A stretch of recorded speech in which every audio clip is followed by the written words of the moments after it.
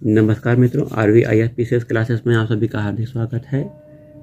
विज्ञान विषय के महत्वपूर्ण प्रश्नों को लेकर आए हैं जो कि विभिन्न पीसीएस परीक्षाओं में पूछे गए हैं। पहला प्रश्न है, निम्नलिखित में से किस सेट में सारी विषाणु जनित बीमारियां हैं? तो किस सेट में, ये 4 सेट दिए गए हैं, इसमें वायरस से होने वाली बीमारियां हैं, उसे हमें छांटना है। तो तपेदिक आपकी टीबी से होती है, तो पहला ऑप्शन गलत है। मम्प्स, रेबीज और हर्पीज, ये तीनों आपकी वायरस से होनी बीमारियां हैं। ठीक है,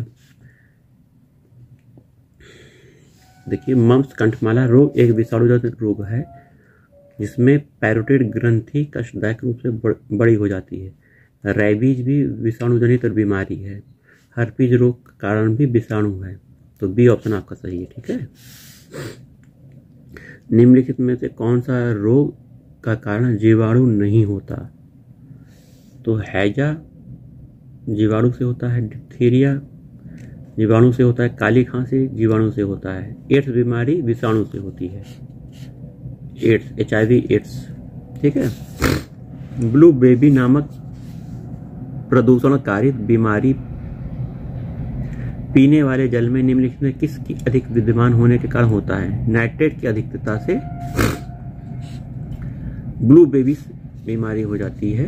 ये पीने के पानी में नाइट्रेट की मात्रा अधिक हो जाएगी तो ब्लू बेबी एक बीमारी हो जाती है। आइए व्याख्या देख लेती हैं। ब्लू बेबी सिंड्रोम रोग से बच्चे तब प्रभावित होते हैं जब नाइट्रेट की मात्रा 90 ppm से अधिक हो जाती है। इसमें बच्चे के होठ शरीर के रंग का नीला पड़ जाता है।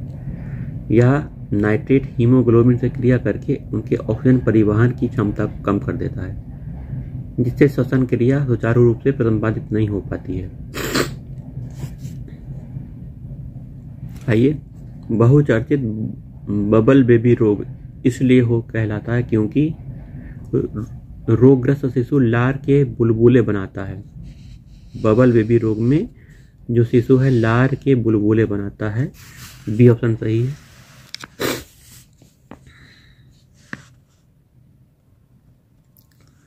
चिकित्सीय भाषा में गोल्डन आवर का संबंध क्या है? गोल्डन आवर का संबंध ये हार्ट अटैक से है, हृदय घात से। दिल का दौरा पड़ने के पहले घंटे को गोल्डन आवर के नाम से जाना जाता है। यदि इसी समय चिकित्सा प्राप्त हो गई तो रोगी की जान बचाई जा सकती है। बीटा ब्लॉकर एक औषधि है बचाने हेतु। Beta blocker blood heart attack से बचाने की एक औषधि है। बीटा ब्लॉकर एक औषधि जिसका उपयोग हृदयघात तथा उच्च रक्तचाप हाइपरटेंशन से बचाने के लिए किया जाता है। बीटा ब्लॉकर हृदय की धड़कन नियंत्रित करने के लिए निम्नलिखित में से कौन सा खनिज आवश्यक है? तो हृदय के धड़कन को नियंत्रित करने के लिए पोटेशियम आवश्यक है। देखिए, सी ऑप्शन सही है, पोटेशियम हृदय की धड़कन तथा नाड़ी संस्थान के कार्य को संचालित करता है। यह पोटेशियम कहाँ पाया जाता है? मांस में, मछली में, अनाज में, फल में, सब्जियों में पोटेशियम पाया जाता है। वहीं फास्फोरस हड्डियों के विकास के लिए आवश्यक है। लोहे की कमी से एनीमिया बीमारी होती है। निम्नलिखित में से कौन सा पोटेशियम अल्पता से संबंधित है? तो आपका निम्न रक्तचाप पोटेशियम अल्पता से संबंधित है, लो ब्लड प्रेशर। आइए, अगला प्रश्न है, यदि मूत्र में एल्बुमिन आ रहा है तो ऐसे व्यक्ति निम्नलिखित में से किस अंग के फेल होने की संभावना होती है? तो एल्बुमिन प्रोटीन होता है, अगर पेशाब में आने लगता है तो गुर्दा भी खराब होने की संभावना होती है। वृक्क माने गुर्दा। ठीक है, मूत्र में यूरिन में समर्थता 95% जल, अनावश्यक तत्व तथा 2.6% यूरिया, क्रिएटिनिन, सूक्ष्म मात्रा में यूरिक अम्ल पाए जाते हैं। अर्थात मूत्र ऐसे तत्वों से संयुक्त होता है इसमें एल्बुमिन एक घातक विषैला पदार्थ है जिसकी उपस्थिति तथा उसके प्रभाव से वृक्क फेल होने की आशंका रहती है। एल्बुमिन। आइए, अगला है, लंबे समय तक उपवास रखने का सर्वाधिक प्रभाव शरीर के किस अंग पर पड़ता है? तो गुर्दे पर पड़ता है। यदि लंबे समय तक उपवास रखते हैं तो गुर्दा आपका प्रभावित हो सकता है। वृक्क से मूत्र की मात्रा का निस्तारण नियंत्रित होता है किस हार्मोन के द्वारा? Adenosine, ADH anti diuretic hormone ADH द्वारा वृक्क से मूत्र की मात्रा का नियंत्रित किया जाता है। ADH anti diuretic hormone. ठीक है, आइए मिलान करने वाला आया हुआ है। Arsenic 74, cobalt 16, iodine 131, sodium 24। तो आर्सेनिक 74 ट्यूबर की पहचान के लिए प्रयोग किया जाता है। रेडियो समस्थानिक है आर्सेनिक 74। ट्यूमर की पहचान। कोबाल्ट 60 आपका कैंसर के उपचार के लिए यूज किया जाता है। चौथा ऑप्शन सही है। आयोडीन 131 थायराइड की सक्रियता के लिए आवश्यक है। रक्त व्यतिक्रम के लिए सोडियम 24 आवश्यक है। ये मिलान हो गया है। ठीक है, आइए अगला प्रश्न देखते हैं।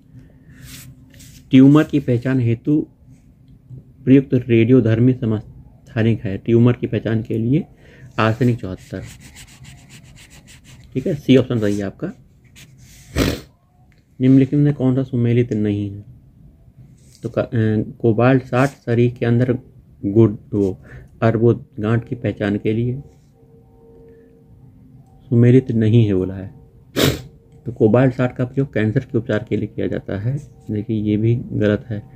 शरीर और आयोडीन थायराइड के उपचार के लिए, फास्फोरस श्वेत रक्तता का उपचार के लिए गोल्ड 198 सोने का रेडियो एक्टिव आइसोटोप है जिसका प्रयोग कैंसर उपचार में किया जाता है। यही सुमेलित नहीं है। D option. कोबाल्ट 60 शरीर के अंदर अर्बुद का उपचार के लिए किया जाता है। कोबाल्ट 60 का प्रयोग कैंसर उपचार के लिए भी किया जाता है। ठीक है, निम्नलिखित रेडियो तत्वों में से किसका उपयोग मनुष्य के शरीर में रक्त प्रवाह की गति के मापन के लिए किया जाता है? रेडियो आइसोटोप सोडियम का प्रयोग मनुष्य के शरीर में रक्त प्रवाह की गति के मापन के लिए किया जाता है। मनुष्य के शरीर में रक्त प्रवाह की गति मापन हेतु रेडियो सोडियम का प्रयोग किया जाता है।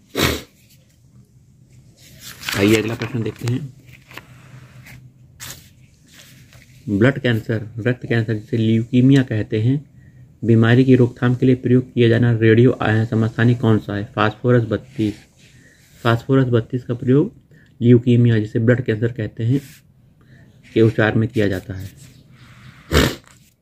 कोबाल्ट 60 आमतौर पर विकिरण चिकित्सा में प्रयुक्त होता है क्योंकि यह उत्सर्जित करता है, गामा किरणें उत्सर्जित करता है। अल्फा बीटा गामा किरणें निकलती हैं, कोबाल्ट से गामा किरणें उत्सर्जित होती हैं। ठीक है, विकिरण चिकित्सा में कोबाल्ट 60 का प्रयोग किया जाता है। कोबाल्ट 60 कोबाल्ट के सिंथेटिक रेडियोधर्मी आइसोटोप है। कोबाल्ट पर न्यूट्रॉनों की बमबारी के फलस्वरूप गामा किरणें उत्सर्जित करती हैं। यही कारण है कि यह विकिरण चिकित्सा में प्रयोग किया जाता है। कोबाल्ट 60 ट्यूमर संसूचित करने में किसका प्रयोग किया जाता है? तो आर्सेनिक 74 का प्रयोग ट्यूमर संसूचित करने में किया जाता है। कोबाल्ट 60 आमतौर पर विकिरण चिकित्सा में प्रयोग किया जाता है क्योंकि यह उत्सर्जित करता है गामा किरणें। रिपीटेड प्रश्न देखिए, आईएएस में पूछा गया है, रिपीटेड क्वेश्चन है। रक्त कैंसर, ब्लड कैंसर, ल्यूकीमिया को नियंत्रित करने में रेडियोधर्मी समस्थानिक है फास्फोरस 32। आर्सेनिक 74 देखिए, कोबाल्ट 60 फिर से मिलान करने वाला आया हुआ है। सोडियम 24 बार बार पूछा जाता है। देखिए तो कोबाल्ट 60 आर्सेनिक 74 आपका ट्यूमर की पहचान के लिए किया जाएगा। तीसरा प्रश्न सही है। आयोडीन थायराइड की सक्रियता के लिए, और कोबाल्ट 60 कैंसर के उपचार के लिए विकिरण चिकित्सा, और सोडियम 24 रक्त व्यतिक्रम के लिए। चलिए अगले प्रश्न पर आ जाते हैं। निम्नलिखित में कौन सा एक आनुवंशिक रोग सहलंग बीमारी है? तो रॉयल हीमोफीलिया बीमारी आनुवंशिक बीमारी है। ठीक है, आनुवंशिक रोग है ये। आइए हीमोफीलिया एक आनुवंशिक विकार है जो उत्पन्न करता है रक्त का स्कंदन न होना, मतलब खून बह रहा है और बहता जाएगा, जमेगा नहीं। हीमोफीलिया बीमारी से आनुवंशिक रोग है यह। निम्नलिखित में कौन सी व्याधि आनुवंशिक है? तो हीमोफीलिया एक आनुवंशिक बीमारी है जो पीढ़ी दर पीढ़ी माता पिता से बच्चों में जाती है। निम्नलिखित में से कौन सा आनुवंशिक व्यवस्था नहीं है? तो डाउन सिंड्रोम आनुवंशिक बीमारी हीमोफीलिया है। दात्र कोशिका अरक्तता यह भी आनुवंशिक है। इरिटेबल बाउल सिंड्रोम ये आपकी आनुवंशिक व्यवस्था नहीं है। निम्नलिखित में से कौन सा लिंग गुणसूत्र में विद्यमान अप्रभावी जीन के निष्पीड़न से उत्पन्न होता है? तो ये आईएएस का क्वेश्चन है। पेशी दुष्पोषण, इसकी व्याख्या देखिए। मस्कुलर डिस्ट्रॉफी एक्स गुणसूत्र क्रोमोसोम से संलग्न एक आनुवंशिक रोग है। मस्कुलर डिस्ट्रॉफी एक आनुवंशिक रोग है जो कि एक्स गुणसूत्र में मौजूद अप्रभावी जीन के निष्पीड़न से उत्पन्न होता है। ध्यातव्य है कि यह रोग पीढ़ी दर पीढ़ी चलता रहता है। सेरेब्रल पॉल्सी नामक मस्तिष्क संबंधी विकार है जो सामान्यतः पाया जाता है छोटे बच्चों में। सेरेब्रल पॉल्सी एक बीमारी जो मानसिक बीमारी है, बच्चों में पाई जाती है, छोटे बच्चों में। प्रमस्तिष्क अंगघात या प्रमस्तिष्क पक्षाघात या सेरेब्रल पॉल्सी। सेरेब्रल पॉल्सी एक प्रमस्तिष्क संबंधी विकार है। यह विकार विकसित होते मस्तिष्क के मोटर कंट्रोल में हुई किसी क्षति के कारण होता है। यह बीमारी मुख्यतः गर्भधारण बच्चों के जन्म के समय तथा 3 वर्ष तक की आयु के बच्चों को होती है। एल्जाइमर रोग, एल्जाइमर बीमारी है, इसके बारे में देख लीजिए। मानव शरीर से कौन सा अंग प्रभावित होता है? तो मस्तिष्क प्रभावित होता है एल्जाइमर बीमारी से। एल्जाइमर रोग से मानव शरीर का मस्तिष्क प्रभावित होता है, जिसमें मनुष्य के स्मरण शक्ति क्षीण हो जाती है, कम हो जाती है। अधिकांश रोग रोग मनुष्यों में 48 से 65 वर्ष के समय यह रोग पाया जाता है। सर्वप्रथम इस बीमारी को जर्मन न्यूरोलॉजिस्ट एलोइस एल्जाइमर ने पहचाना था और इन्हीं के नाम पर इसे रोग का नाम एल्जाइमर बता दिया गया। एल्जाइमर रोग 2 प्रकार का होता है, जिसमें एक वंशानुक्रम से प्राप्त होने वाला, जबकि दूसरा मनुष्य की बाद की आयु में प्रकट होता है। ठीक है, अगला प्रश्न देख लीजिए। मनुष्य के अंगों में से हानिकारक विकिरण से सबसे कम सुप्रभावी अंग है मस्तिष्क। देखिए, हानिकारक विकिरण से सबसे कम प्रभाव मस्तिष्क पर पड़ता है। आंख, हृदय, फेफड़े पर सबसे ज्यादा प्रभाव पड़ता है। विकिरण मतलब रेडिएशन के माध्यम से सर्वाधिक हानि आंख को होती है, किंतु सबसे कम प्रभावित मस्तिष्क ब्रेन होता है, जो अल्ट्रावायलेट रेडिएशन के कारण जीरोडर्मा पिगमेंटोसम नामक त्वचा का रोग हो जाता है। ठीक है, जीरोडर्मा पिगमेंटोसम बीमारी त्वचा का रोग है ये। ठीक है, जो पराबैंगिक रेडिएशन के कारण होता है। मनुष्य के अंगों में से कौन सा हानिकारक विकिरण में सर्वाधिक सुप्रभावी है? आंख। देखिए, ठीक है, आंखों पर ज्यादा प्रभाव पड़ेगा विकिरण से, पीसेस में पूछा गया है। पोलियो का वायरस मनुष्य के शरीर में प्रवेश करता है। तो पोलियो का वायरस आपका दूषित भोजन और जल से मनुष्य के शरीर में प्रवेश करता है। पोलियो बीमारी आपने सुनी होगी। ठीक है, यह वायरस से होने वाली बीमारी है। ठीक है, मस्तिष्क तथा या स्पाइनल कॉर्ड में पहुंचकर या तंत्रिका तंत्र ऊतक को नष्ट कर देता है। इससे मस्तिष्क पेशियों को कार्य करने का जो निर्देश प्राप्त होता है वह खत्म हो जाता है, कम हो जाता है, और तंत्रिकाएं उन तक पहुंचने में अक्षम हो जाती हैं और पैरों में पैरालिसिस हो जाता है पोलियो बीमारी में। ठीक है, पोलियो का कारण है वायरस। प्रदूषित जल भोजन खाने से वायरस शरीर में पहुंचता है। पोलियो के टीके की खोज किसने की थी? जॉन सॉल्क ने की थी। पोलियो टीके की खोज सर्वप्रथम जॉन सॉल्क ने की थी, 1952 में की थी। बच्चों में पोलियो होना एक अत्यंत घातक रोग है, जिसमें बच्चे विकलांग हो जाते हैं। ठीक है, जिससे प्रभावित होने वाला अंग केंद्रीय तंत्रिका तंत्र, सेंट्रल नर्वस सिस्टम होता है। पोलियो का टीका सर्वप्रथम तैयार किया था जॉन सॉल्क ने, याद रखिएगा। जॉन सॉल्क पोलियो का टीका से संबंधित है, बार बार पूछा गया है। आइए अगला नया प्रश्न है। एथलीट फुट बीमारी होती है फफूंद से। फफूंद से यह बीमारी होती है। ठीक है, फंगस से होती है। एथलीट फुट बीमारी फंगस से होती है, आईएएस में पूछा गया है। एथलीट फुट नंबर बीमारी ट्राइकोफाइटोन नामक विशेष फफूंद फंगस से होती है, ट्राइकोफाइटोन, ठीक है। यह त्वचा के मुलायम हिस्से को प्रभावित करता है, खास तौर पर उंगलियों के मध्य में। इस रोग के संक्रमण संक्रमित मृदा से होता है, संक्रमित मृदा से फंगस से होने वाला बीमारी है। फंगस का नाम ट्राइकोफाइटोन है। एथलीट फुट नाम की बीमारी, याद रखिएगा, आईएएस का प्रश्न है। ब्रेन की बीमारी को पहचाना जाता है, तो किस जांच से पहचाना जाता है? ईईजी से पहचाना जाता है। ईईजी देखिए, इलेक्ट्रोइंसेफेलोग्राफ। ईईजी का मतलब है इलेक्ट्रोइंसेफेलोग्राफ द्वारा ब्रेन के विभिन्न प्रकार की बीमारियां जैसे मिर्गी मस्तिष्क, कैंसर मस्तिष्क की टीबी को जाना जाता है। हंसबर्ग नामक वैज्ञानिक ने मनुष्य की खोपड़ी पर 2 इलेक्ट्रोडों को रखकर मस्तिष्क में पैदा होने वाली तरंगों को रिकॉर्ड किया था, जिन्हें ग्राफ के रूप में व्यक्त किया। इसी को विद्युत मस्तिष्क लेख ईईजी कहा जाते हैं। आइए, ईईजी जिस अंग की कार्यप्रणाली को पकड़ करता है वह है मस्तिष्क, ब्रेन। आइए, पैथोजीन जो सामान्य जुखाम के लिए उत्तरदायी है, जुखाम के लिए रीनो वायरस उत्तरदायी है। रीनो वायरस पैथोजीन सामान्य जुखाम कॉमन कोल्ड के लिए उत्तरदायी है। जुखाम एक संक्रामक रोग है जो छींक, वायु इत्यादि के माध्यम से फैलता है। रोगी को सरदर्द, हल्का ज्वर, नाक और आंख में पानी गिरता है। रीनो वायरस, ठीक है। खुजलाने से खाज मिटती है, आईएएस का प्रश्न है, देखिए।